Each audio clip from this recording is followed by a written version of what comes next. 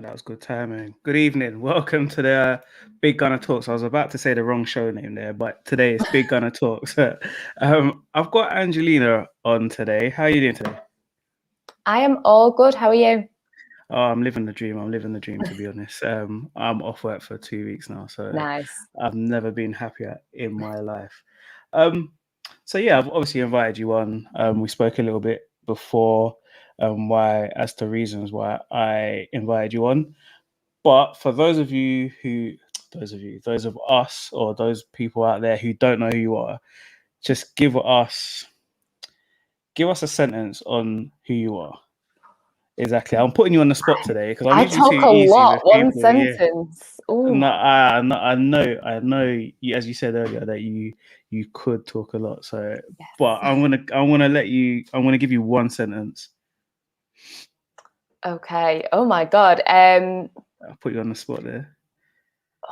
I am a Manchester United fan, football presenter, and advocate for women's football.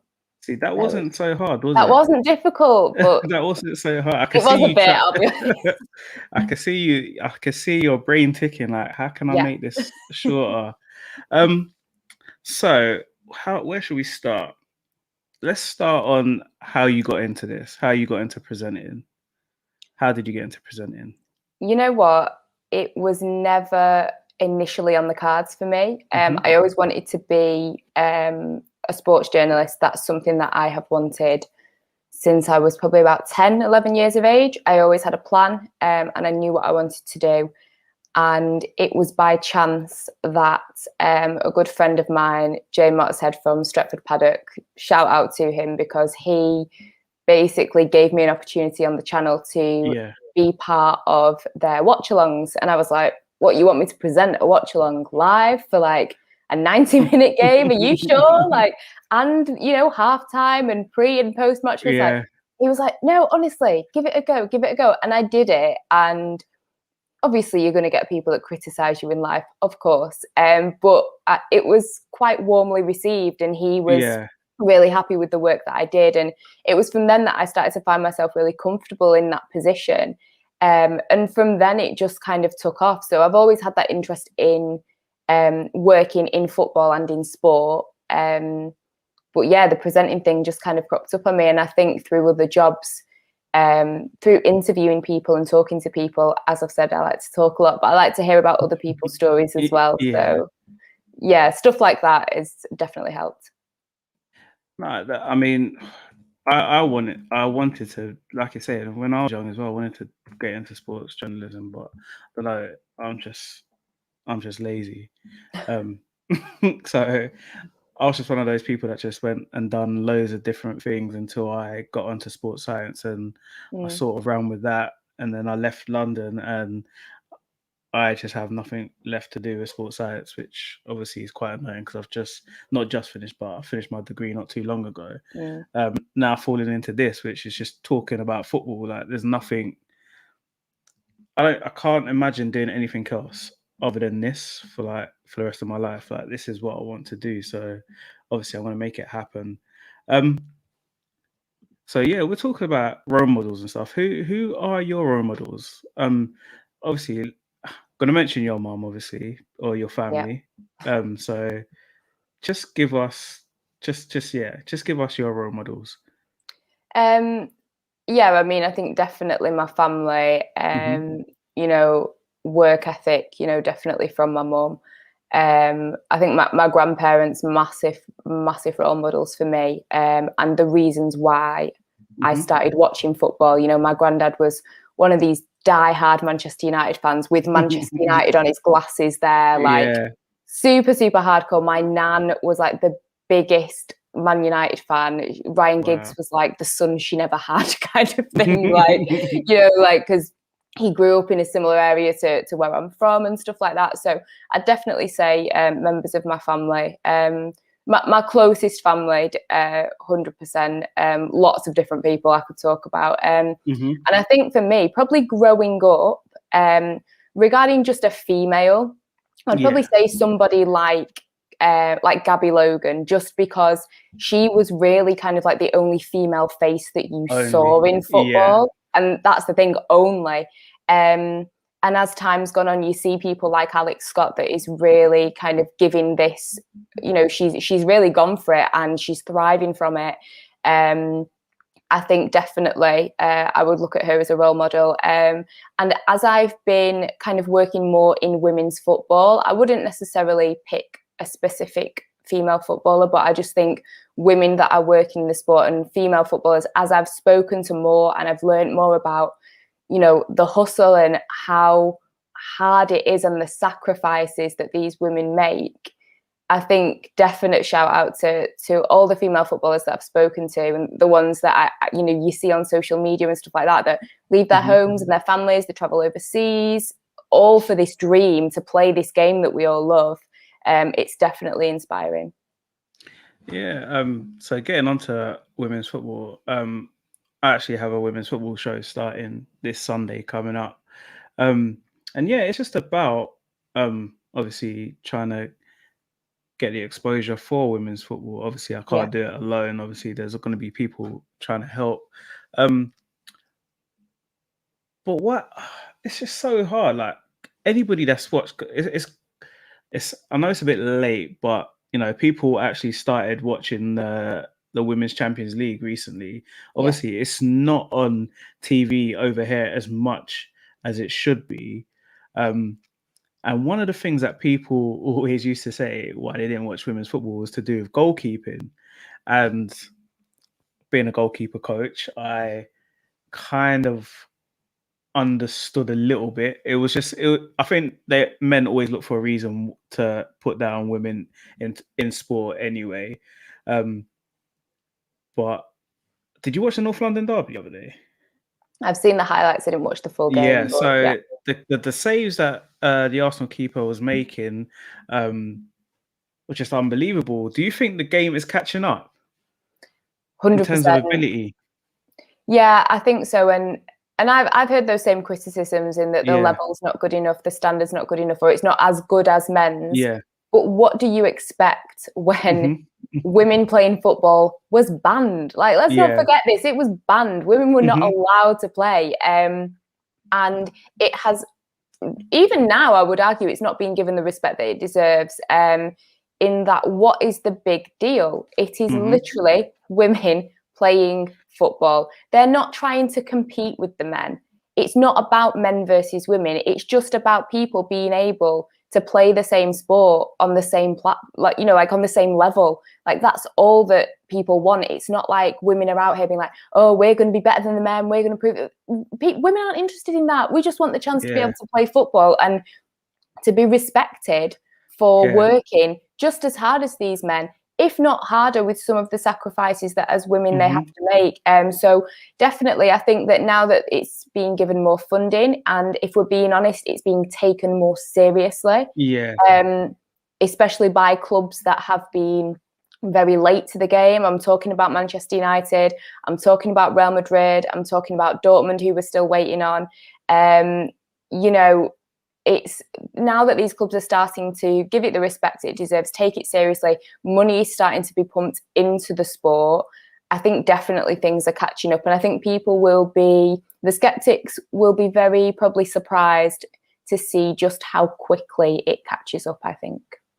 Yeah, no, I mean, it is very interesting because I think there's arguments out there in sports, and I don't know how you see it, that obviously men and women should be paid the same, which it's always hard because it's literally just about supply and demand. So if there's no demand for it, you're not really going to supply it, are you?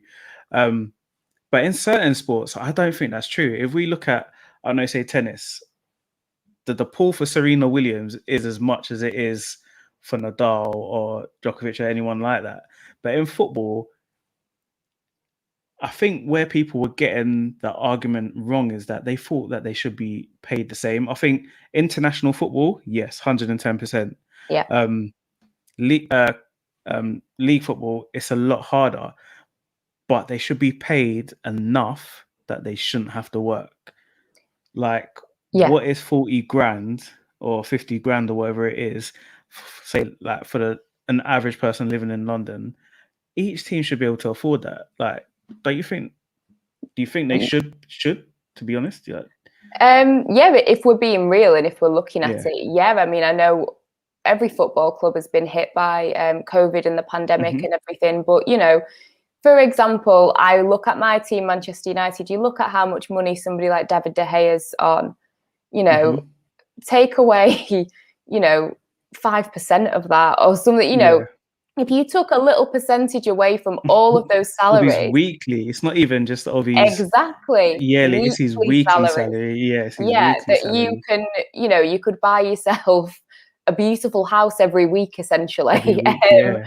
And probably a car as well. You probably have money left over. Do you know what I mean? And I just think, and I get what you mean in that women aren't necessarily saying, I want to be on £250,000, but just the equal amount for, I guess what you mean, that supply and demand, in that, maybe there's not as much of a demand, but there's still enough of a demand that you should be paid as a professional. Like you say, you shouldn't be having to work a 9 to 5 and then drive 2 hours to training and you're home late and your partner or your family or your children are in bed by the time you get home. You shouldn't have to do that as a professional, playing for especially a professional club. And you're in the Women's Super League as well.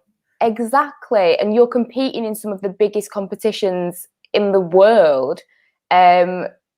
People might turn around and argue and say, oh, well, the Women's Champions League is not the biggest in the world. I don't care. It's still the biggest competition in the world, the Champions League. Everyone wants to play in the Champions League. I would definitely agree that it needs to be looked at. We all know it needs to be looked at. There's been so much campaigning about it. And unfortunately, money does talk. And maybe with these broadcasting deals that are coming in the next couple of years, we'll start to see a better change.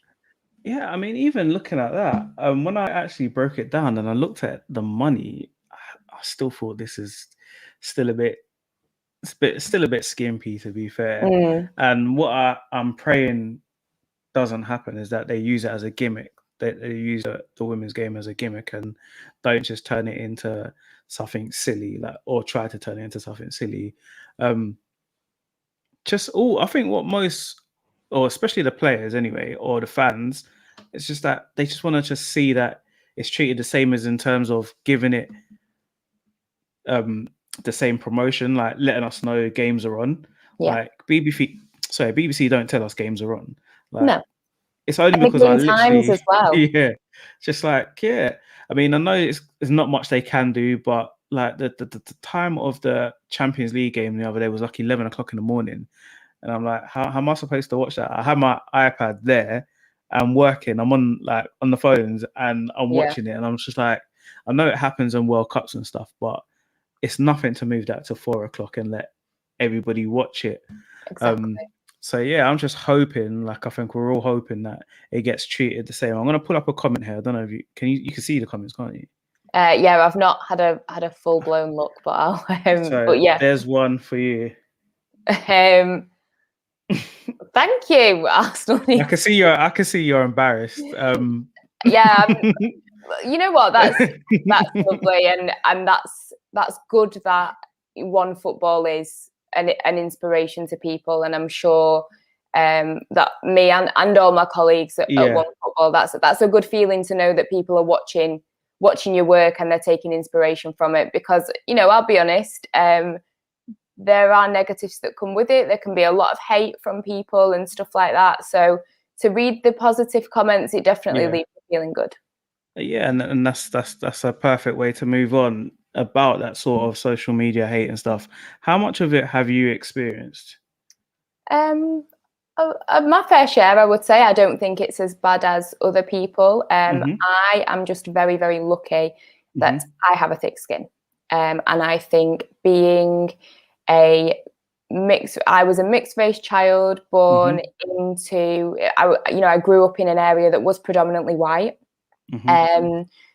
And I had to grow a thick skin very quickly, from being the racist bullying that I was getting, in primary school. And I've got my mum fighting my battles for me, trying to confront these parents because the teachers didn't want to do anything. And and you know, all these things that happened and other things that have happened as I've got older, I think that definitely made me have a thick skin. And I think, again, having family surround me that are very positive, in that, like, my family, which people can argue is maybe a bad thing, but for me, I do find it a good thing. You know, my family do put me on a pedestal, and they want to tell me that I'm great and I can achieve whatever I want to achieve and stuff like that. And so I've always been really confident in myself and what I'm good at. And but yeah, there is a lot of hate. I definitely get my fair share, whether it's racist or sexist or more on the sexual harassment side of things. I've had my fair share of it, but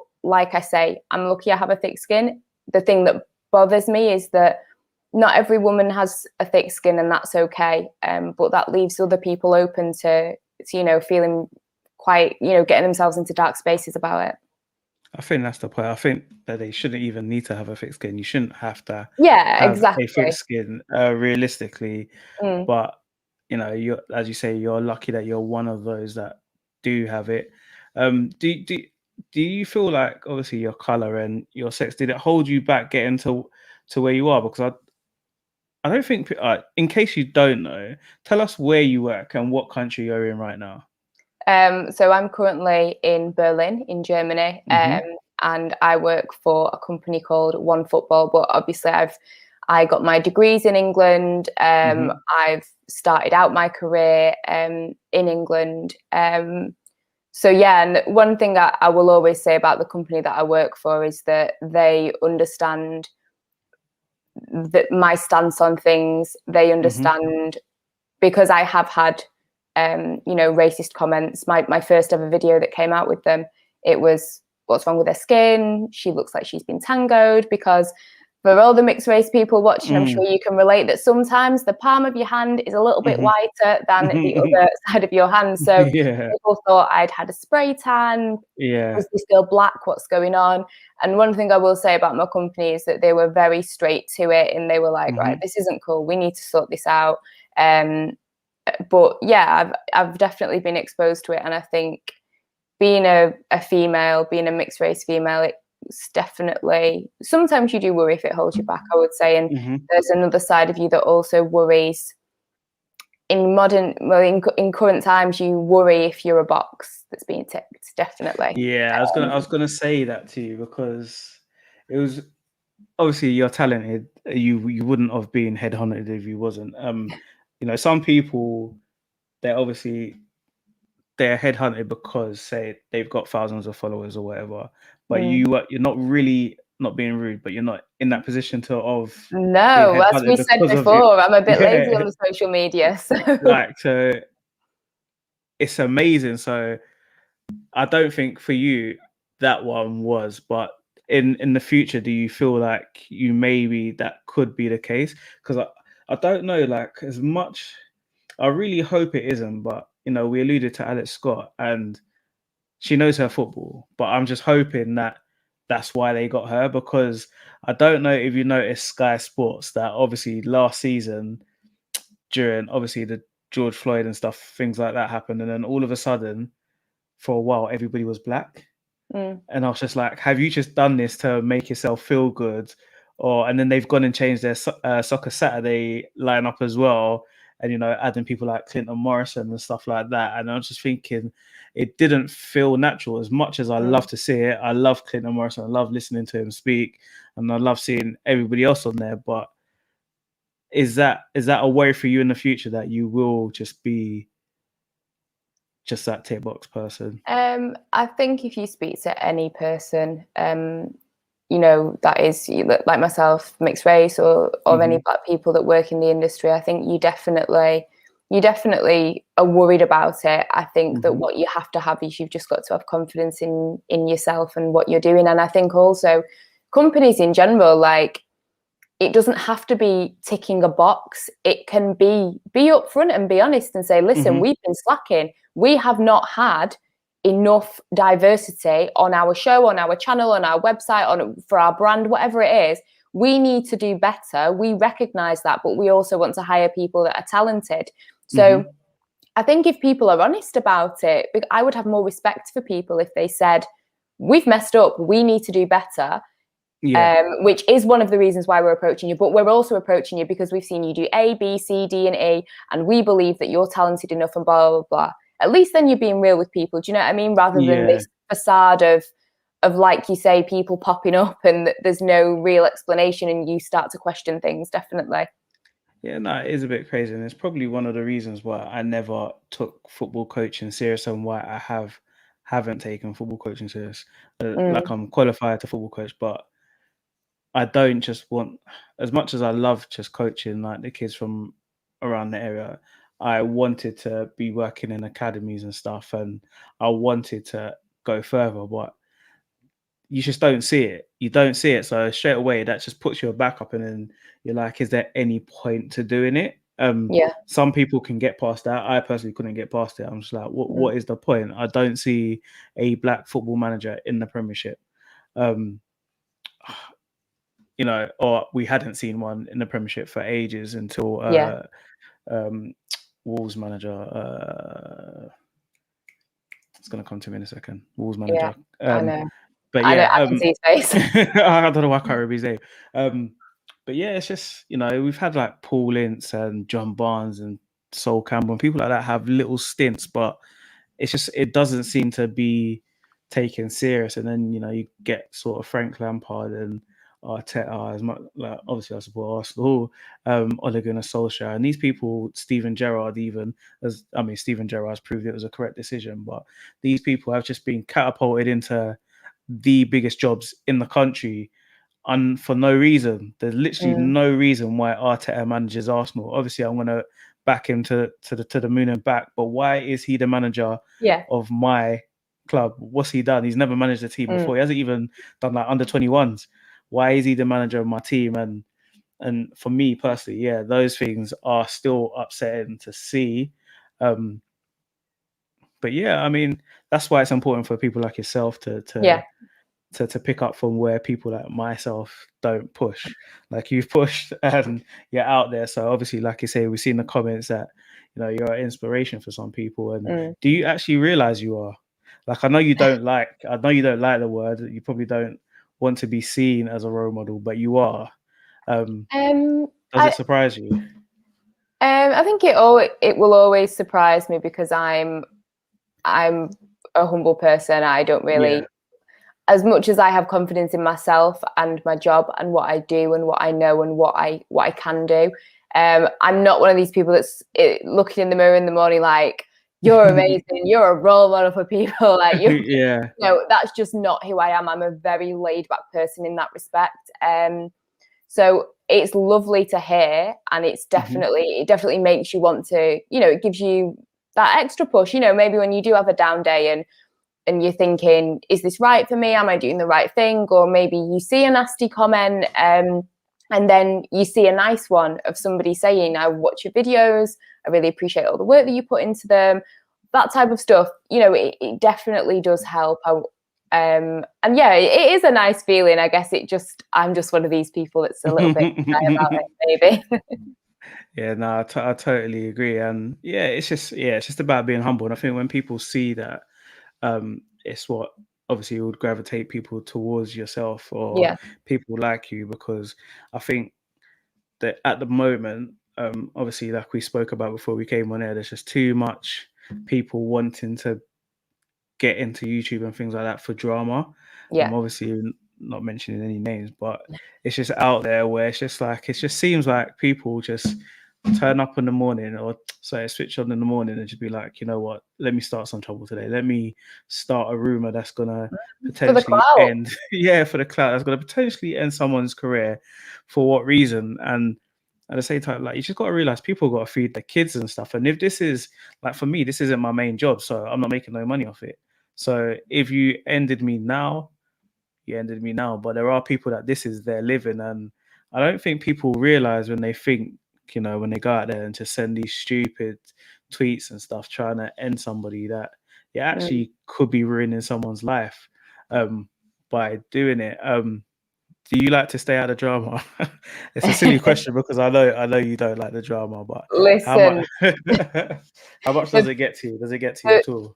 The people that know me well, know that over the years in my own life, I've had enough drama to last me a lifetime. So regarding on the work side of things, yeah, I definitely try and stay out of it. I think unless somebody, I'm one of these people that if I see something that's wrong, I am going to say something. But then at the same time, when there are certain people that are saying things, that are doing it for clout, that are doing it for attention, and I see this across social media, on YouTube, etc., etc., I have to think to myself, and listen, I'll be one of those people, like I was saying to you, like I'm new to this TikTok game, and I'll be sitting there, and it's like 11 o'clock at night, and I'm looking at these comments, and somebody's telling me to, like, I have to filter out the word kitchen because there's so many, get back in the kitchen, washing up, all this type of stuff, and I'm there and I'm getting annoyed, and I'm like, why would I need to, why do I need to do this? I mean, and I've had things like that when I was working with Stretford Paddock on live watch-alongs, and people were saying similar things. People need to come up with better insults, number one. And also, like... Don't tell them that. I know. But it's like I'll get myself, like, wound up, and I'm trying to talk to these people and explain to them, like... And then I realise, and I think, Angelina, what are you doing? Because some people cannot be educated, because some people just don't want to change. These people have these beliefs, and me speaking to them, trying to tell them that they're wrong. I'm not their mother. I'm not their father. Why am I trying to do somebody else's job?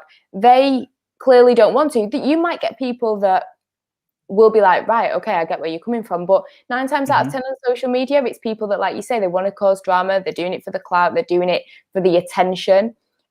So 9 times out of 10, you will probably catch me just ignoring it and keeping it moving. If it's something that really does hit a nerve with me, I might make a comment, but I'm not into. And I see it on my own social media, people arguing about... A perfect example, on one of my TikToks, I picked United winning the Champions League in 2008 over United winning the Champions League in 1999. The reason for this is because I'm very young, I'm youthful, and Angelina in 1999 was probably napping, I'll be honest. So I didn't experience it, whereas in 2008, I was sat in front of the TV with my nan. I think my mum was reading a book, but then when it came to penalties, she put the book down, and that's when you know a game when she puts the book down. And I remember all of that, and people were then having arguments within my comments with each other, and I'm like, what is going on? Why are these people arguing about these ridiculous things? Like, just let it lie. Like, it's cool. So the worst one is I just said, I can't even... What was the question? I think I just said, it was just between Maguire and Smalling. I didn't even ask who was better or anything. I just said, looking at Maguire, should you have kept Smalling too? I think that was all I said. And I was getting abuse, man. And I was just like, I didn't even say Maguire was better. I just said, right now, who would you have? And then people were just going mad. And I was just like, that's what I knew. I was like, okay, you have to be a bit more strategic on social media. Obviously, be yourself, but you have to just think before you speak, because it's something that's just so silly. It could just be blown up into World War III on there. I've learned a lot from this video. I didn't expect this from Angelina. Love the humble nature. And you know what? That's perception, isn't it? Thank you. I mean, it's interesting that someone would say I didn't expect this, because that is something that I come across. I have always come across throughout my life, that people are not saying that people will be quick to judge me, but people have like this preconceived notion about who I am or what I'm about. Like, prime example would be when I was at university doing my undergrad, and one of my friends, who is still my friend to this day, but I remember when we first started getting friendly, she was like, when I first met you, when I first used to see you in lectures, I was so intimidated by you. And I'm like, what? And she's like, yeah, just the way that you'd walk into a room, and like we'd all have like our like scruffs and our hoodies on, and you'd be like dressed like properly. And I was like, yeah, but do you know the reason for that? And I was like, because I used to have to try and beat rush hour to drive into Manchester City Centre to get to my lectures. So I was sat in my car for 2 hours. So yeah, I could put a little bit of makeup on if I wanted to. And I had time to even try and get changed in the car, all those types of things, But she had this preconceived notion that I was a little bit scary, a little bit, because I do come across as quite confident. that she was just very intimidated by me, and she thought that I was maybe going to be maybe not the nicest person. Yeah. And that's something that I come across a lot, which I don't actually, I mean, that's someone else's problem if that's what they think, if they want to continue that opinion. But it is something that I find a lot, that people tend to think I'm going to be A, B, C, or D. And I'm probably the opposite. I do think it's just a thing in general that some people just assume that I'm not saying you Arsenal News TV. I'm just saying in general. I think people probably think that, I don't know, like we're just aggressive, or we're uneducated, or we don't have degrees. I don't know many of my friends who don't have degrees, or that don't own businesses and stuff, and we all were born in Tottenham. So it just it happens, innit? But yeah, it's good that you can do this and just show that you're the same as everybody else. And I think that's the whole point of the show, is just showing that we are just normal people. And normal people can achieve a lot if they just work hard, and that's literally it, to be honest. Just one more thing on racism before we quickly switch. Have you seen the tweet from Chelsea surrounding Kante today? Yes, I have. What? And I saw you tweeting about it as well. Just like that, it just blew my mind, because obviously I don't think it's crazy, I don't even know what I think. I don't even know what I think anymore. It's one of those where and this happens a lot, and I don't know if you can relate to this, but I will see something and I can just be scrolling through something, and it's like a pin that sticks in my head, in that I know as soon as I saw it, I didn't process it, but I just thought, something in me went, oh, that's not right. It's like you kind of got this innate, like, I don't know, racism radar or something. And then it wasn't until I then went back at it and I looked at it and I processed what it actually was, that I then understood why my brain, because you're so used to these things happening, it is like this little thing that, like a pin in your head, and you're like, oh, I know that's not right. I think I know why that's not right, but let me just so I'm not, kind of jumping to conclusions. Let me just like read this. Let me just take this in. No, Angelina, you were right. It's not cool. Yeah. It was the amount of people that said so, that we should see the fun side of it, and I'm just like, where's the fun if we feel like it's racial abuse? Like, I don't think the guy, whoever done it, obviously thought it was funny. He thought he was, I don't know, like he was trying to show how strong and powerful Kante is. But I was like, it's the guy's birthday. You could have easily clipped 10 clips of Kante being Kante, chasing people and winning the ball, or Kante taking these wild shots, and I don't know. But why did you choose that of all the things? And then it's like, who signs off on these things? Because the first thing you do before you put something out is, could this potentially offend anybody? You go through the checklist, don't you? And if I would have seen that, I would have been like, I understand, but I understand that you're trying to make some kind of joke, but you are using the wrong person to make this joke. Like, it's not even a joke. The person, this player that you have used, you are just going down the complete wrong path with this. Like, complete wrong path. And, you could have put Mason Mount on there. Mason Mount has played brilliantly for England, hasn't he? In the international break. Why don't you? Why him? Why not Mason Mount? That's what, I mean, the thing is, my head. It was his birthday today, so that was their happy birthday, Kante. Exactly. I mean, and I was just like, there was just a million other pictures they could have used. And it's like, even like, my company, One Football, what we posted on Instagram was his smiling face. Exactly. That's what everybody. That is who he is. He's a smiling, happy guy. He is not somebody that you are going to Photoshop with a boat and you're triggering people. That's the other thing. That is going to be a massive trigger to so many people. Like, Sometimes I just wonder if they just do it thinking, okay, can we push buttons here and see what happens? Because I don't think anybody in their right mind would have signed off on that and thought, okay, this is good. Same thing with Leeds when they posted the Karen Carney video of her saying that Leeds tend to die out towards the end of the season. To be fair, she's proven her comment right, because what's happened. So it looks even worse now because she proved she was right anyway. But I was arguing with so many people because I kept saying, what do you think was going to happen when you posted that? If you clip anything and put it on Instagram in that manner, what you're trying to get is a reaction from people. You want people to laugh, or you want people to go after that person that said something and stupid. Leeds fans do not play. And they don't play. I mean, listen. I remember I had it in my Instagram DMs when we were giving predictions for the Premier League, and I said that Rodrigo was going to be a flop. Yeah. And I was kind of right. He ain't been that good. Oh, come on. How much money did they spend on him? It was never going to work.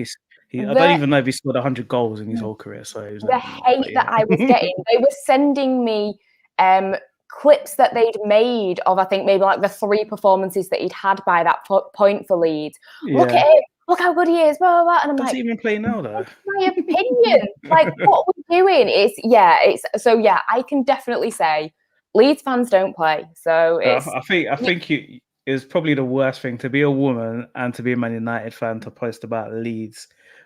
It was never going to work. So learn your lessons. Lessons. I am always going to give it. You know what? I get a kick out of if I rile people up. Yeah. As long as I walk away from whatever I do and I know that I have done, I've done the best that I can do.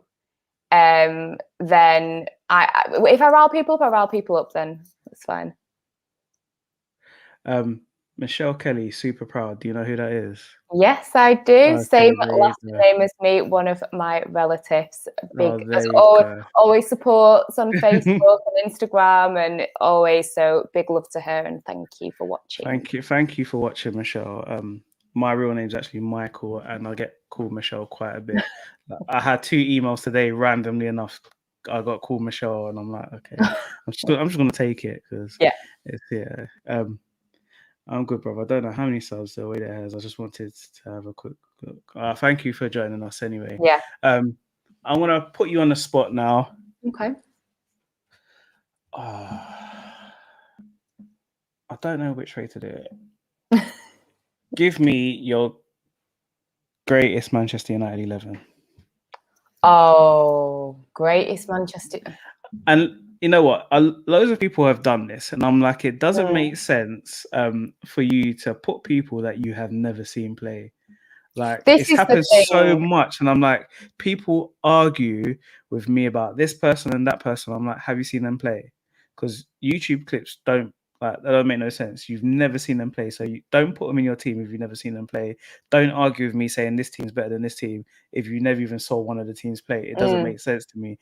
So please just give us a team that you've seen play. I won't take too long about this, but again, I'm probably looking at an 08 kind of team, but with probably more present day influences, because again, like, I have always watched football from a young age, but I didn't properly take a real hardcore interest until I was maybe. It was about 2005. The reason I know it was 2005 was because my granddad, who, like I say, such a massive important figure in my life and a diehard United fan, you know, he was hell-bent that one of his grandchildren would have some kind of role in football. And unfortunately, his only grandson, he wasn't the best at football. He's good at a lot of other things, but football wasn't his thing. So because I was the youngest, it was kind of like teaching me little tricks in the back garden and stuff like that. And sadly, in 2005, he passed away. And it was my way, I think, of dealing with it. And I was watching football and I was watching sport, because that's what that was what was synonymous with him. And I remember the 2006 World Cup. and I watched. I mean, I don't know how many games will have been on the TV back then, but I watched every single game that you could possibly watch, apart from when it went to penalties for England. And I don't know how old I will have been. 10, 11-year-old Angelina couldn't take that, and she needed to go out on down the street for a minute. But yeah, so it's kind of from then that I started really watching it. So yeah, so I'm not going to sit here and try and, like you say, I'm not going to list 99. But for me, obviously, Van der Sar, just for that save. I tried to preempt what you was going to say, and I killed myself. But yeah, I definitely think, Van der Sar. I think, you are looking at Neville, Vidic, Ferdinand, Evra. Oh, slow down. Sorry. To be fair, I saw both Man United teams, and I actually think the second one was better, personally. Yeah. But a lot of people are going to argue and say it wasn't, but I think it was. So far, we've got Van der Sar, obviously Neville right back. Who were the centre backs?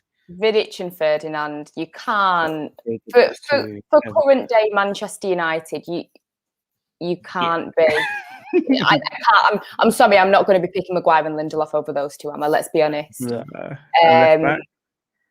to be Patrice Evra. Just for everything that comes with Patrice Evra. I think he's a lot more entertaining now.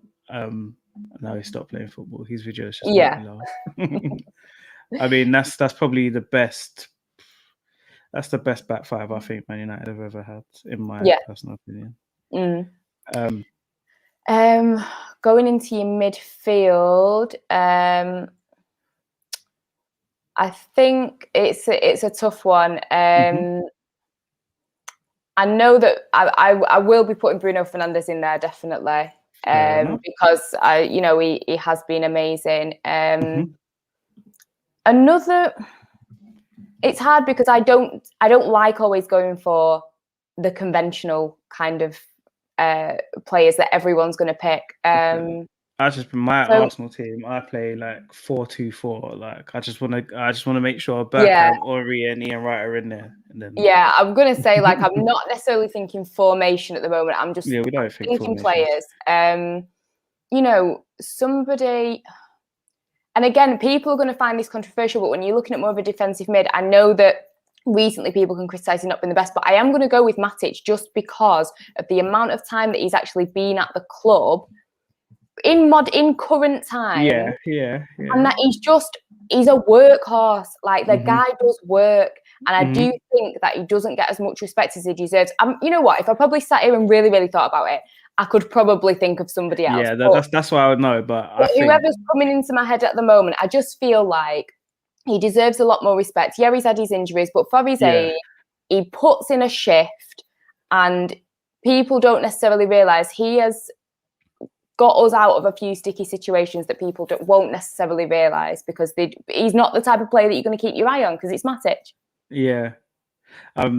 To be honest, I think when you're naming your team, the players that come to your head first are the ones that you really want in there. I think when I've told people beforehand, they thought about it way too much. And I think I don't always think it gives you the most accurate. So I think it's whoever comes to your head when you're told to do it, which this is you being honest. Yeah. So we've got 4 defenders, 2 midfielders, and a keeper so far. We've got to put Scholes in there as well. Yeah. Obviously. Because again, I got a lot of hate because I picked Scholes over Giggs. If I've got to pick the two of them, I didn't like Giggs. I like Scholes 100 times more. Yeah, I just is Giggs on football as well though, or is on field? Because I feel like when I pick my teams, I think on field antics also play a part. So for me, Giggs wouldn't get in there. John Terry wouldn't get in any squad either. So Ryan Giggs burnt bridges in my house. Like I said, my nana viewed him as the son she never had. And I remember when that news came out, I remember my cousin texted me and she said, "Have you told Nana?" And I was like, "No, I've not told her." The woman stayed in bed for a day. She was like, "He wouldn't do that. Ryan wouldn't do that." And I was like, "I'm sorry to tell you, Nana, but he has." And she was like, "It must be a mistake." And I was like, "You know what? Let her live." But yeah, he offended a family in us. So it's a tough one. But yeah, for me, I just feel like Scholes And I think kind of what you're touching on in that he gives you those humble vibes. He, you know, Yeah. he didn't want the fame and the attention and all that type of stuff.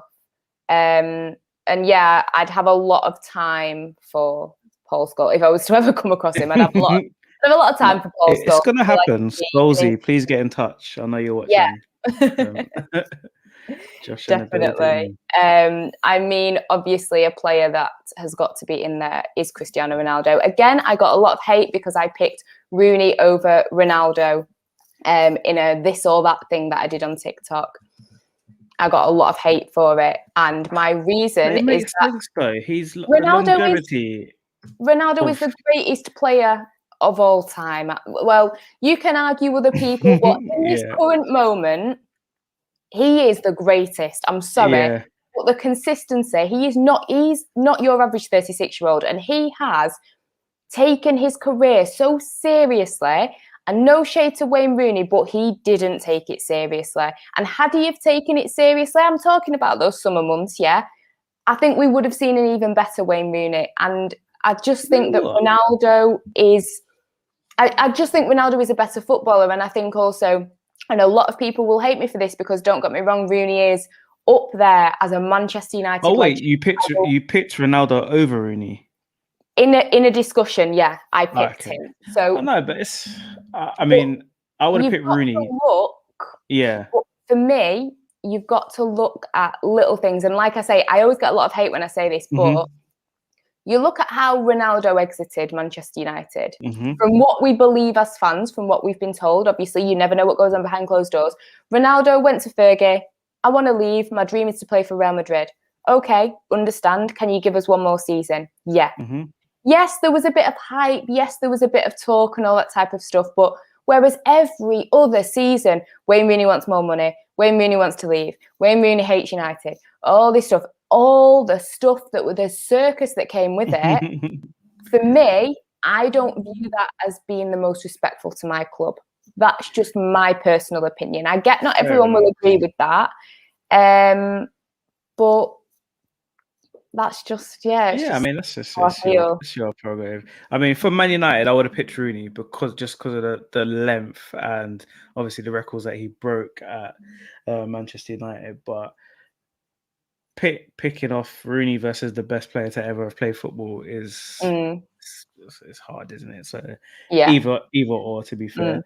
And I mean, I think so. My final two players, I would still have Giggs because I do think he was a brilliant player, and I would have very, very controversial. Please say Andy Cole.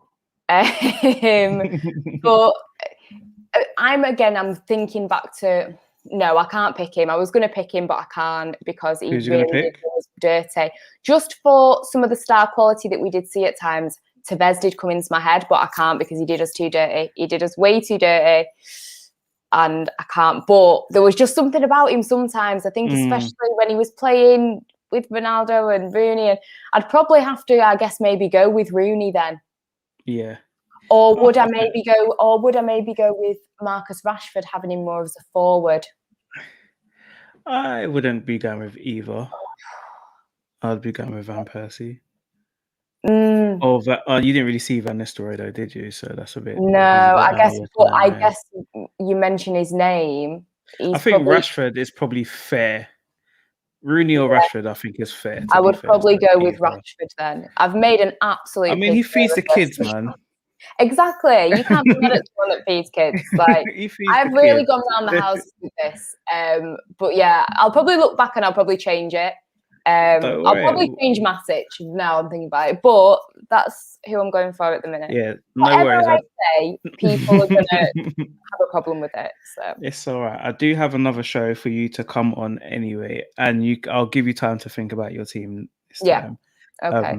But this is what you could do your homework and come back with your team. But Angelina, thank you so much. No worries. Thanks for having me. I mean, the comments, just that one comment alone is enough for me to be proud of why I'm doing this, and obviously proud for you that people actually look up to you. Like obviously, So I'm sure you'll go and clip that and frame it. Yes. Because I'm not being rude, but that wall needs a picture or two. So frame that.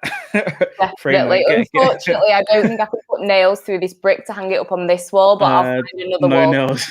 Yeah, find another nail. Put that little message up and put up your team, because it's a good team. It's a good team. There's not too much I would change in that Man United team. But before you go, if you want to be found, because not everybody wants to be found, where can we find you? Regarding my address, I'm obviously not disclosing that because, please. you know, I don't need it, you know, when lockdown opens up, I don't need people knocking on my door in Berlin. Yeah, in Berlin. But yeah, no, people that want to find me, I am on Twitter at Angelinakelly, very plain and simple. Instagram and TikTok, both at Angelina Z Kelly. So yeah, now that people know that I'm pretty normal and humble and quite nice.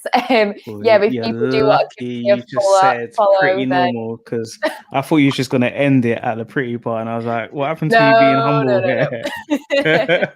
But yeah, definitely. Anyone who wants to give me a follow, happy to interact with people, chat with people. Yeah, like I say, I like to try and make people laugh with my TikToks and stuff like that. So yeah, definitely that's where people can find me if they want. Yeah, so if you haven't seen the TikToks, if you do go on her Instagram, you'll see the last Man United one, which did make it epitomizes the roller coaster. Yeah, it should just be called the roller coaster, to be fair, because that's what it is. But yeah, if you're not subscribed to the Away Days channel, please make sure you subscribe. Please follow us on Twitter and Instagram, the Away Days Show, and hopefully, if Angelina's schedule is not too busy, we will have her back very soon to give us the greatest Man United team and who she would be selling and keeping from the current squad, which that I am here for. That is always interesting. So yes, we'll put that in the diary and we'll let you guys know. So thank you again, Arsenal News TV, for watching. Yeah, thank you, everybody. Yeah, everybody, make sure you have a good evening. Make sure you show social distance. If you're going to talk, be nice. If you're not going to be nice, then shut up. It is that simple. So everybody, make sure you have a good evening and see you all very soon.